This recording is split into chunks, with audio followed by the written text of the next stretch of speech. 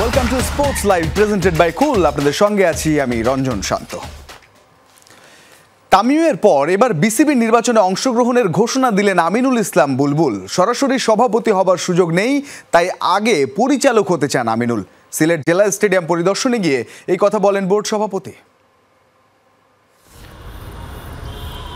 ধুকছে Sylhet stadium, এই শিরোনামে গত 28 আগস্ট একটি প্রতিবেদন প্রচার করে যমুনা টেলিভিশন। সেই রিপোর্ট সম্প্রচার হবার পর থেকেই নড়েচড়ে বসেছে সংশ্লিষ্ট মহল। সোমবার সিলেটে আসার পর মঙ্গলবার দুপুরে জেলা স্টেডিয়ামের বেহাল দশা নিজ চোখে দেখতে আসেন বিসিবি সভাপতি আমিনুল ইসলাম বুলবুল। তার সাথে ছিলেন আরও দুই পরিচালক, নাজমুল আবিদিন ফাহিম ও সাইফুল আলম চৌধুরী স্বপন। স্টেডিয়ামের বেহাল দশা দেখে দ্রুতই সংস্কার করার ঘোষণা দিলেন বিসিবি বস। শীঘ্রই ইনশাল্লাহ সিলেটের আমরা রিজিওনাল ক্রিকেট সেন্টার স্থাপন করতে যাচ্ছি, যখন সবগুলো মাঠে আমাদের প্রয়োজন হবে। সো যেই প্রস্তাব এবং যেই আমরা মাঠের কারেন্ট সিচুয়েশনটা দেখলাম, এখান থেকে আমরা যত তাড়াতাড়ি সম্ভব এই মাঠটাকে খেলার উপযোগী, প্র্যাকটিসের উপযোগী এবং ইনডোরে যে বিশাল কার্যক্রম দেখলাম, সবগুলো পর্যায়ক্রমে আমরা প্রায়োরিটি নিয়ে আমরা কাজ করবো ইনশাল্লাহ। তবে সবচেয়ে বড় ঘোষণাটা একটু পরেই দিলেন আমিনুল। এতদিন বিসিবির নির্বাচন করবেন না বলছিলেন আমিনুল ইসলাম, নেই তার ভোট ব্যাংক, এমন কথাই বলছিলেন বারবার। কিন্তু এবার মত পাল্টে ভোট যুদ্ধে নামার ঘোষণা দিলেন বাংলাদেশের প্রথম টেস্ট সেঞ্চুরিয়ান। তার কথায় স্পষ্ট ইঙ্গিত, আবার সভাপতি হতে চান তিনি। টি-20 নয়, নতুন মেয়াদে সুযোগ পেলে টেস্ট শতক হাঁকানোর টার্গেট বুলবুলের। এখানে সভাপতি ইলেকশন হয় না, এখানে ডিরেক্টর ইলেকশন হয়, সেটা প্রথম লক্ষ্য এবং সেখানে থাকার চেষ্টা করব। পরবর্তী যদি সুযোগ হয় আমি চেষ্টা করব যেভাবেই হোক বাংলাদেশকে সার্ভ করার জন্য। এদিকে টানা দ্বিতীয় ম্যাচে ডাচদের বিপক্ষে আধিপত্য দেখিয়ে জিতে চায় বাংলাদেশ। কিন্তু কেন দুই ম্যাচে টস জিতে আগে বোলিং করলো টাইগাররা? লিটনদের এই সিদ্ধান্ত নিয়ে সমালোচনা করছেন অনেকেই। তবে বিসিবি সভাপতি এতে দোষের কিছুই দেখছেন না। শ্রীলঙ্কার সাথে খেললাম, আমরা পাকিস্তানের সাথে খেললাম, আমরা ওই গ্যাপটা না রাখার জন্য নেদারল্যান্ডসকে অ্যাভেলেবেল পেয়েছি, আমরা এনেছি, আমরা ভালো ক্রিকেট খেলছি। আমরা এশিয়া কাপ এবং 2026-এ যে আমাদের বিশ্বকাপ হবে সেটার প্রস্তুতি ঠিক বলবো না, it's ongoing one of the international match খেললাম। তার যেটা আপনি বলছিলেন ব্যাটিং ফিল্ডিং, এটা সম্পূর্ণ নির্ভর করে টিম প্ল্যানের উপরে। এটা একটা আন্তর্জাতিক খেলা, এখানে কোনো এক্সপেরিমেন্ট কেউ করতে চায় না। এদিকে ঘরোয়া ক্রিকেটকে ফিক্সিংয়ের থাবা থেকে রক্ষা করতে আসছে এনসিএল টি-20 থেকে শুরু করে থার্ড ডিভিশন সহ সব টুর্নামেন্টের আগে ক্রিকেটারদের অ্যান্টি কারাপশনের নিয়মকানুন বাংলায় অনুবাদ করে শেখানো হবে। এরপর একটি ফর্মে স্বাক্ষর করার পরে মিলবে খেলার সুযোগ, বলছেন আমিনুল ইসলাম। হাসিনুর রহমান, যমুনা স্পোর্টস, সিলেট। কুইক টি-20 ইনিংসকে এবার ওয়ানডে ইনিংসে পরিণত করতে চান বিসিবির বর্তমান সভাপতি আমিনুল ইসলাম। কিন্তু এর আগে নির্বাচন নিয়ে আগ্রহ না দেখালেও এখন কেন নির্বাচন করতে চান বুলবুল? পরবর্তীতে অবশ্য দিয়েছেন সেই উত্তরও। শুধু তাই নয়, বিসিবি নির্বাচনে অংশ নেয়ার ঘোষণা দেয়া তামিম ইকবাল প্রসঙ্গেও কথা বলেছেন বুলবুল। না, আমার সাথে কোনো কথা হয়নি, তবে আমি আশা করব এবং সকলের প্রতি শ্রদ্ধা থাকবে, তাদের প্রতি সহযোগিতা থাকবে। এন্ড অফ দ্য ডে আমরা সকলে এখানে আসছি ক্রিকেটের কাজে এবং ক্রিকেটকে এগিয়ে নিয়ে যাওয়ার চেষ্টা করব। আমার সাথে এখনও এনএসসির কোনো আলোচনা হয়নি, আমি জাস্ট এটা প্রকাশ করেছি যে আমি সম্ভব হলে নির্বাচন করব। এখন আমি জানি না কোথায় করব বা কী করব। আমার একটাই কারণ হচ্ছে যে কাজগুলো শুরু করেছিলাম সেই কাজগুলো ভালোভাবে এগিয়ে দিয়ে চলেছে এবং মনে হচ্ছে যে এই কাজগুলো যেন আরও একটু হাফ ডান হিসেবে না ফেলে রেখে সামনে কাজটা যেন আগে এগিয়ে নিয়ে যেতে পারি, সেটা একটা মূল কারণ এখানে কন্টিনিউ করার। নির্বাচন প্রসঙ্গে আমরা আমিনুল ইসলাম বুলবুলের কথা তো শুনছিলাম। এ বিষয়ে বিস্তারিত জানতে সিলেট থেকে আমরা অবশ্যই সহকর্মী হাসিনুর রহমানকে পাবো, সরাসরি যুক্ত হচ্ছেন তিনি। হাসিনুর, প্রশ্ন মূলত দুটো, একবারেই বলে দিতে চাই বা জানতে চাওয়াটা আপনাকে জানাতে চাই, সেটা হচ্ছে এই সিলেটে বসেই তো তিনি বলেছিলেন যে নির্বাচনে প্রার্থী হচ্ছেন না বা হবেন না, ইঙ্গিত ছিল আগে থেকেই। একদিনের ব্যবধানে তার এই যে ইউটার্ন, এটা কি আসন্ন নির্বাচনে নতুন কোনো সমীকরণ তৈরি করলো কিনা? এক, আর দ্বিতীয় হচ্ছে এনএসসি কোটায় পরিচালক হওয়া বুলবুল এখন ঠিক কোন প্রক্রিয়ায় তিনি নির্বাচন করবেন? আমরা জানি যে ক্লাব আছে, জেলা বিভাগীয় কোটা আছে। হঠাৎ করে যদি তিনি নির্বাচন করতেও চান, এখন যেটা বললেন, তাহলে কোন কোটায় আসতে যাচ্ছেন এবং কেন?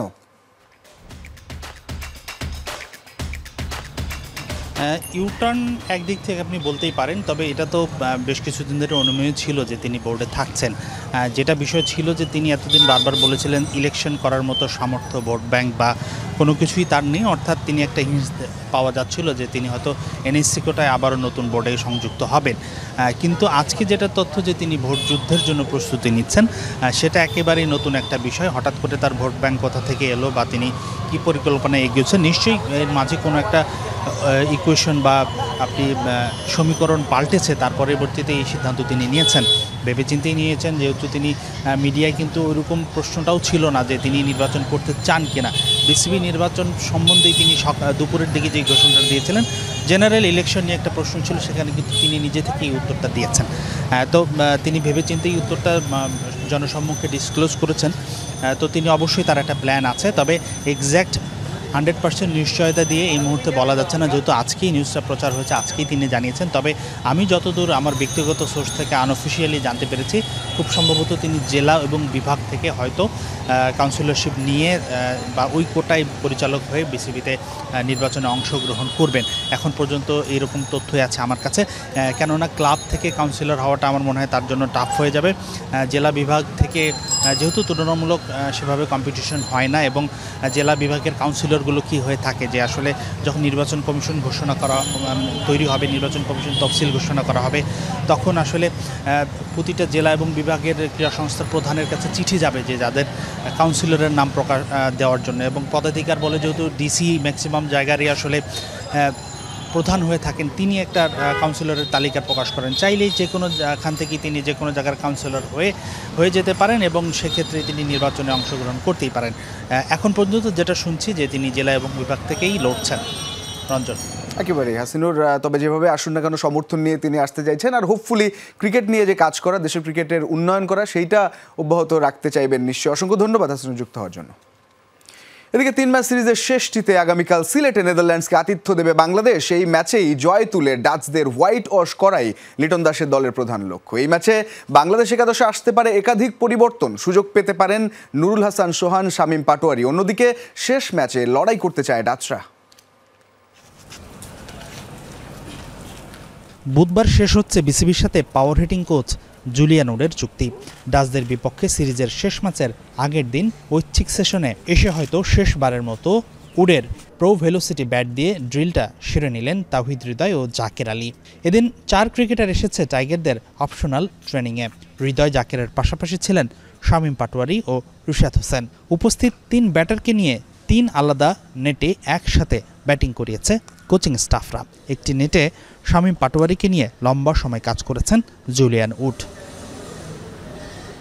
ডাচদের বিপক্ষে বাংলাদেশের টপ অর্ডার গত 2 ম্যাচে এতটাই ভালো পারফর্ম করেছে যে মিডল অর্ডারে থাকা জাকের হৃদয়রা ব্যাট হাতে নামার সুযোগই পাননি। সেই ধারাটা শেষ ম্যাচেও বজায় থাকুক, সেটাই নিশ্চয়ই চাইবে টিম ম্যানেজমেন্ট। তবে তৃতীয় ম্যাচে বাংলাদেশ একাদশে পরিবর্তন আসছে সেটা নিশ্চিত। জ্বরে ভোগায় প্রথম 2 ম্যাচ মিস করলেও শামীম পাটোয়ারি ফিরতে পারেন শেষ ম্যাচের একাদশে, কারণ গেল কয়েকটি সেশনে শামীম শতভাগ নিংড়ে দিয়ে অনুশীলন করেছেন। সেই সাথে নুরুল হাসান সোহানও সুযোগ পেতে পারেন। সোহান মঙ্গলবার অনুশীলন না করলেও সোমবার দ্বিতীয় ম্যাচের দিনই তাকে নিয়ে দীর্ঘ সময় কাজ করেছেন কোচ মোহাম্মদ সালাউদ্দিন। পেসার মোহাম্মদ সাইফুদ্দিন পাকিস্তান সিরিজে ভালো পারফর্ম করলেও এই সিরিজে এখনও সুযোগ পাননি। শেষ ম্যাচে সাইফও সুযোগ পেতে পারেন 11-এ।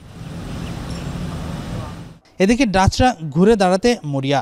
শেষ ম্যাচে জয় প্রধান লক্ষ্য, কিন্তু সেটা না পারলেও সামর্থ্যের সেরাটা দিয়ে অন্তত বাংলাদেশের কঠিন পরীক্ষাটা নিতে চায় রায়ান কুকের দল। প্রথম 2 ম্যাচের অভিজ্ঞতা থেকে ক্রিকেটারদের দ্রুতই শিখতে বলেছেন ডাচ কোচিং স্টাফরা। এদিকে সিরিজের প্রথম 2 ম্যাচ হয়েছে 4 নম্বর উইকেটে, তবে শেষ ম্যাচটা হচ্ছে ফ্রেশ পিচে 7 নম্বর উইকেটে। কথায় বলে শেষ ভালো যার সব ভালো তার। বাংলাদেশ ইতিমধ্যেই 2-0-তে সিরিজ জয় নিশ্চিত করেছে, কিন্তু শেষ ম্যাচে ডাচদের হারিয়ে হোয়াইট ওয়াশ করে আত্মবিশ্বাসের তুঙ্গে থেকেই বাংলাদেশ দল এশিয়া কাপে যেতে চায়। হাসিনুর রহমান, যমুনা স্পোর্টস, সিলেট। দ্বিতীয় টি-20 শেষে প্রেস কনফারেন্সে তানজিদ হাসান তামিম বলেছেন, আক্রমণাত্মক ক্রিকেট তারা খেলছেন। গণমাধ্যম আর কত আক্রমণাত্মক ক্রিকেট চায়? কিন্তু পরিসংখ্যান কি তার বক্তব্যকে সমর্থন জানাচ্ছে? 2024 থেকে যেখানে ইন্ডিয়া ওয়েস্ট ইন্ডিজই 200 করেছে 10 বার, অস্ট্রেলিয়া নিউজিল্যান্ডও করেছে 6 বার, বাংলাদেশ সেখানে মাত্র 2 বার। তানজিদ হাসান তামিম বলছেন বটে যে তারা আক্রমণাত্মক ক্রিকেট খেলছেন, কিন্তু পরিসংখ্যান কি তার বক্তব্যকে সমর্থন জানাচ্ছে? টি-20 ক্রিকেটের বর্তমান বাস্তবতায় তারা কি আসলেই অ্যাটাকিং ক্রিকেট খেলছেন? সবশেষ ম্যাচটা টাইগাররা জিতেছে 41 বল হাতে রেখে 9 উইকেটে, নির্দ্বিধায় বড় জয়। কিন্তু গল্পের ভেতরেও থাকে গল্প। 104 রান তাড়া করতে বাংলাদেশের লেগেছে 79 বল, 7.5-এর সামান্য বেশি রান রেটে। নেদারল্যান্ডসের মতো দলের বিপক্ষে এমন ব্যাটিং দেখে ক্রিকেটারদের আক্রমণাত্মক ব্যাটিং অ্যাপ্রোচ নিয়ে প্রশ্ন ওঠাই তো স্বাভাবিক। আর আজকে আপনারাও দেখছেন উইকেটটা কেমন বিহেভ করতেছিল, বল টার্ন করতেছিল, বাউন্স হতেছিল। সো আমি অ্যাকর্ডিং দ্য উইকেটে খেলা ট্রাই করছি। উইকেট যেমনই হোক না কেন, আমরা অ্যাকর্ডিং দ্য উইকেট খেলতেছি কিনা, কারণ ওইখানেও উইকেট যে কোনো কিছু হতে পারে। বর্তমান টি-20 ক্রিকেটে হরহামেশাই হচ্ছে 200 রান। 2024 থেকে ইন্ডিয়ায় 200 করেছে 10 বার, ওয়েস্ট ইন্ডিজও তাই। অস্ট্রেলিয়া নিউজিল্যান্ডও করেছে 6 বার করে, পাকিস্তান এমনকি সংযুক্ত আরব আমিরাতও করেছে 5 বার। বাংলাদেশ সেখানে প্রথম সারির টি-20 দলগুলোর মধ্যে আছে সবার শেষে। 2024 থেকে মাত্র 2 বার টাইগাররা 200 পেরিয়েছে। শুধু কি তাই, 2024 থেকে বাংলাদেশ খেলেছে 38টা টি-20, এর মধ্যে মাত্র 15 ম্যাচে 150 রানের বেশি পেরিয়েছেন তামিমরা। মোট ম্যাচের প্রায় 60 ভাগেরও বেশি ম্যাচেই 150 রান তুলতে ব্যর্থ টিমের আক্রমণাত্মক ক্রিকেটের জাস্টিফিকেশন কোথায়? এমনকি যে 2025 সালে ভিন্ন ব্র্যান্ডের টি-20 খেলছে বাংলাদেশ, সেখানেও 14 ম্যাচে মাত্র 7 বার 150 পেরিয়েছে টাইগাররা। তবুও তানজিদ তামিমের মুখে অ্যাটাকিং ক্রিকেটের গল্প। পাল্টা প্রশ্নও ওঠে, অল্পতেই তৃপ্তির ঢেকুর তোলাই কি দীর্ঘমেয়াদে সাফল্য তুলতে না পারার বড় কারণ টিম টাইগার্সের? আফনান পিয়াল, যমুনা স্পোর্টস, ঢাকা। এবারে ফুটবল প্রসঙ্গ। হামজাকে ছাড়াই কাল নেপাল যাচ্ছে বাংলাদেশ দল। জাতীয় দলের ম্যানেজার আমের খান নিশ্চিত করেছেন নেপালের বিপক্ষে 2টি প্রীতি ম্যাচে পাওয়া যাবে না বাংলাদেশের পোস্টার বয়কে। এদিকে ইনজুরি থাকলেও নেপালের বিমানে উঠছেন ফরওয়ার্ড ফয়সাল আহমেদ ফাহিম। শুক্রবার রাতে ইংলিশ চ্যাম্পিয়নশিপে বার্মিংহাম সিটির বিপক্ষে লেস্টার সিটির ম্যাচে পায়ে চোট পান হামজা। এ কারণে 72 মিনিটে মাঠ ছাড়েন বাংলাদেশের এই ডিফেন্সিভ মিডফিল্ডার। তার উপর নেপালের যে মাঠে খেলা হবে সেটা এএফসির তালিকায় খেলার অনুপযোগী। এমন মাঠে চোটের শঙ্কা থাকে যে কারো, তাই নিজেদের অধিনায়ক হামজা চৌধুরীকে ছাড়তে চায়নি লেস্টার সিটি। সব জল্পনা কল্পনার অবসান ঘটিয়ে হামজা না খেলা এখন নিশ্চিত।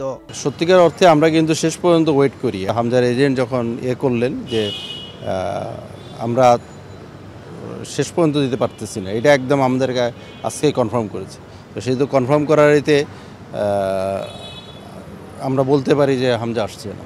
ফরওয়ার্ড ফয়সাল আহমেদ ফাহিমকে নিয়েও শঙ্কা রয়েছে, তবে দলের সঙ্গে সে নেপাল যাবে। যদি ফিট থাকে খেলবেন নেপালের বিপক্ষে। নেপাল থেকে আসার পরেই তো আমাদের ঘরোয়া মৌসুমটা শুরু হচ্ছে।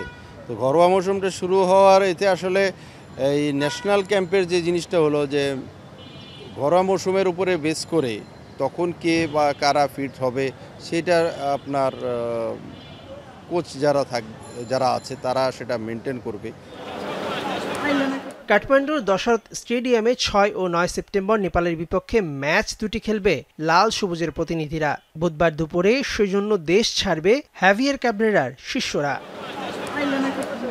মেহেদি নাইম, যমুনা স্পোর্টস, ঢাকা। ব্রাজিল দল থেকে নেইমারের বাদ পড়ার বিতর্ককে উস্কে দিয়েছে তারই এক বিস্ফোরক মন্তব্য। চোট নয়, টেকনিক্যাল কারণেই তাকে বাদ দেওয়া হয়েছে বলে দাবি এই ব্রাজিলিয়ান সুপারস্টারের। কারণ ইনজুরি কাটিয়ে ফ্লুমিনেন্সের বিপক্ষে পুরো ম্যাচ খেলে আনচেলত্তির কথাকে ভুল প্রমাণ করেছেন এই সেলেসাও তারকা। চোটে জর্জরিত নেইমারের ক্যারিয়ার। বিপুল সম্ভাবনা নিয়ে ফুটবল মাঠে পা রাখলেও একের পর এক চোটে এখন ক্যারিয়ারের শেষ দেখছেন এই ব্রাজিলিয়ান সুপারস্টার। হাঁটুর অস্ত্রোপচার থেকে শুরু করে গোড়ালির চোট, ক্যারিয়ারের সবচেয়ে গুরুত্বপূর্ণ সময়ে একের পর এক ধাক্কা খেয়েছেন তিনি। 2026 বিশ্বকাপ সামনে রেখে নিজ দেশ ব্রাজিলের হয়ে মাঠ মাতানোর আশাই থাকলেও সেই আশায় প্রতিনিয়ত ফিকে হয়ে যাচ্ছে অভাগা ইনজুরির কারণে। সেপ্টেম্বরে বিশ্বকাপ বাছাইয়ের শেষ 2 ম্যাচের জন্য ঘোষিত আনচেলত্তির দলে জায়গা হয়নি সেলেসাও তারকার। কারণ দর্শানো হয় চোটের কারণেই দলে রাখা হয়নি তাকে। তবে এবার দল থেকে বাদ পড়া নিয়ে সেই বিতর্ক উস্কে দিয়েছে নেইমারের নতুন এক মন্তব্য। বিশ্বকাপ বাছাই পর্বের জন্য ঘোষিত দলে তার না থাকার কারণ চোট নয়, জানিয়েছেন এই সেলেসাও তারকা নিজেই। সম্পূর্ণ টেকনিক্যাল কারণে আমাকে বাদ দেওয়া হয়েছে। শারীরিক অবস্থার সঙ্গে এর কোনো সম্পর্ক নেই, এটা কোচের সিদ্ধান্ত। যেহেতু আমি এখন দলের বাইরে, তাই বাইরে থেকেই দলকে সমর্থন করতে হবে। যে ইনজুরির জন্য নেইমারকে বাদ দেওয়া হয়েছিল ব্রাজিল স্কোয়াড থেকে, সেই চোট কাটিয়ে আবারও মাঠে ফিরেছেন এই ব্রাজিলিয়ান ফরওয়ার্ড। সান্তোসের হয়ে ফ্লুমিনেন্সের বিপক্ষে খেলেছেন পুরো ম্যাচ। ড্র করা সেই ম্যাচে পুরো 90 মিনিট খেলে আনচেলত্তির কথাকে ভুল প্রমাণ করেছেন সেলেসাও তারকা। অ্যাডাক্টরে কিছুটা ফোলা আর অস্বস্তি ছিল, তবে সেটা গুরুতর কিছু নয়। এর প্রমাণ হলো আজ আমি খেলেছি। 24 আগস্ট বাহিয়ার বিপক্ষে খেলার সুযোগ ছিল না, তাই কয়েকটা অনুশীলন বাদ দিয়ে আমাকে বিশ্রাম দেওয়া হয়েছিল। বর্তমানে বিশ্বকাপ বাছাই 25 পয়েন্ট নিয়ে টেবিলের তৃতীয় স্থানে আছে ব্রাজিল। বিশ্বকাপ বাছাই 5 সেপ্টেম্বর চিলিকে আতিথ্য দেবে আনচেলত্তি শিষ্যরা। এরপর 10 সেপ্টেম্বর পরবর্তী গন্তব্য Bolivia. Riyan রাফতি, Jamuna sports. Battery insulation যুক্ত কঙ্কা ফ্রিজ ইঁদুর থেকে সুরক্ষিত থাকে সব সময়। আন্তর্জাতিক টি-20কে বিদায় জানালেন আগুন ঝরানো বোলিংয়ের প্রতীক মিচেল স্টার্ক। টেস্ট ও 2027 সালের বিশ্বকাপে বাড়তি মনোযোগ দিতে চান বলে এমন সিদ্ধান্ত নিয়েছেন এই অস্ট্রেলিয়ান পেসার। জানিয়ে মিশ্র প্রতিক্রিয়া দেখা গেছে ভক্তদের মাঝে, তবে ফ্র্যাঞ্চাইজি ক্রিকেটে এখনও দেখা যাবে তার পেস তাণ্ডব। মেলবোর্নের আজকের আকাশটা বেশ বিবর্ণ। ক্রিকেট প্রেমীদের হৃদয়ে হঠাৎ করেই বেজে উঠেছে বিদায়ের ঘণ্টা। কারণ অস্ট্রেলিয়ার গর্ব বাঁহাতি পেসার মিচেল স্টার্ক আন্তর্জাতিক টি-20কে জানিয়েছেন গুড বাই। গতি, আগুন আর স্বপ্নের ছোঁয়ায় শেষ হলো স্টার্কের ছোট ফরম্যাটের এই অধ্যায়। 35 বছর বয়সে এই ক্রিকেটার যখন বল করতেন, প্রতিপক্ষের ব্যাটারদের তখন বুকে কাঁপুনি ধরত, আর সেই ভয়কে বাস্তবে রূপ দিতেন ইয়র্কার আর গতির ঝড়ে। মুহূর্তেই বদলে ফেলতেন ম্যাচের হিসেব। কিন্তু সময় কি কখনো কারোর জন্য অপেক্ষা করে? দীর্ঘ ক্রিকেট ক্লান্তি, ব্যস্ত সূচি আর শরীরের চাপ সবকিছু মিলিয়েই এই সিদ্ধান্ত নিয়েছেন স্টার্ক। তবে সামনের দিনগুলোতে তার মনোযোগ থাকবে টেস্ট আর 2027 সালের ওয়ানডে বিশ্বকাপে। আমি অস্ট্রেলিয়ার হয়ে যতগুলো টি-20 খেলেছি তার প্রতিটা মিনিটই উপভোগ করেছি, বিশেষ করে 2021 সালে টি-20 বিশ্বকাপে। শুধুই যে বিশ্বকাপ জিতেছি সেজন্য নয়, বরং অসাধারণ সতীর্থ আর দারুণ স্মৃতিগুলোর জন্য উপভোগ করেছি। নিজেকে ফিট আর সেরা ছন্দে রাখতে আমি মনে করি টি-20 থেকে বিদায় নেওয়াটা আমার জন্য সেরা সিদ্ধান্ত। 2026 সালের জুন জুলাই থেকে টেস্ট ক্রিকেটে ব্যস্ত সময় কাটবে অস্ট্রেলিয়ার, যার মাঝে আছে ঘরের মাঠে বাংলাদেশের বিপক্ষে সিরিজ, দক্ষিণ আফ্রিকা সফর, নিউজিল্যান্ডের বিপক্ষে 4 ম্যাচের সিরিজ। 2027 সালে ভারতের মাটিতে 5 টেস্ট, মেলবোর্নে ইংল্যান্ডের বিপক্ষে টেস্ট ক্রিকেটের 150 বছর উপলক্ষে বিশেষ টেস্ট ও অ্যাশেজ, সঙ্গে ওয়ানডে বিশ্বকাপ তো থাকছেই। অস্ট্রেলিয়ার জার্সিতে 65টি টি-20 খেলে 79টি উইকেট নিয়েছেন স্টার্ক, যা কিনা অজিদের ইতিহাসে দ্বিতীয় সর্বোচ্চ। 2022 সালে ওয়েস্ট ইন্ডিজের বিপক্ষে 20 রানে 4 উইকেট টি-20তে তার ক্যারিয়ার সেরা বোলিং ফিগার। স্টার্ক তার সবশেষ ম্যাচটি খেলেছিলেন 2024 সালের টি-20 বিশ্বকাপে। তবে আন্তর্জাতিক টি-20 ছাড়লেও ফ্র্যাঞ্চাইজি ক্রিকেটে এখনও দেখা যাবে তার আগুন ছড়া বোলিং। সঞ্জনা আইভি, যমুনা স্পোর্টস। এদিকে আন্তর্জাতিক ক্রিকেটকে বিদায় বলেছেন পাকিস্তানি হার্ড হিটার আসিফ আলীও। 7 বছরের ক্যারিয়ারে নিজ দেশের হয়ে 21 ওয়ানডে ও 58টি টি-20 খেলেছেন তিনি। 2018 সালে ওয়েস্ট ইন্ডিজের বিপক্ষে টি-20 দিয়ে জাতীয় দলে অভিষেক আসিফের। তার 2 মাস পর ডাক পান ওয়ানডে দলে। ক্যারিয়ার জুড়ে ব্যাট হাতে করেছেন 959 রান। মূলত ফিনিশার হিসেবে নাম কামান তিনি। অফ ফর্ম আর অধারাবাহিকতার কারণে দীর্ঘদিন ধরে তিনি ছিলেন দলের বাইরে। জাতীয় দলে আর নিজের সুযোগ না দেখে এবার জাতীয় দলে জার্সি তুলে রাখার ঘোষণা দিলেন এই পাকিস্তানি ক্রিকেটার।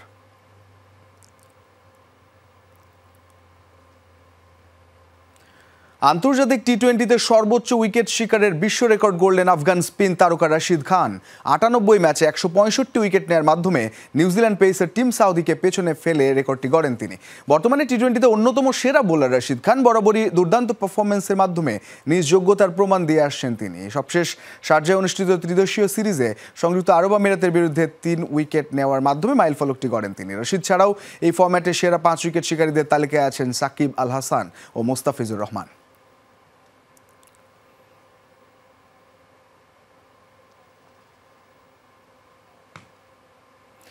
ক্যারিবিয়ান প্রিমিয়ার লিগে 21 বলে 50 হাঁকালেন কায়রন পোলার্ড। সেন্ট কিটসের বিপক্ষে 8 বলের 7টিতেই ছক্কা হাঁকান 38 বছরের এই তারকা। টি-20 ক্যারিয়ারে 10 বার 1 ওভারে 4 বা তার চেয়ে বেশি ছক্কা হাঁকানোর রেকর্ড গড়েছেন এই ক্যারিবীয়।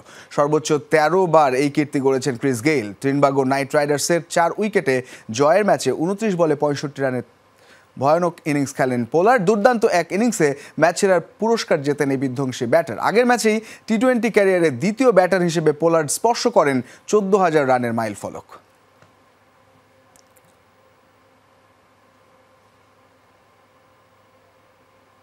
এই ছিল আজকের স্পোর্টস লাইভ। এতক্ষণ সঙ্গে থাকার জন্য ধন্যবাদ সবাইকে।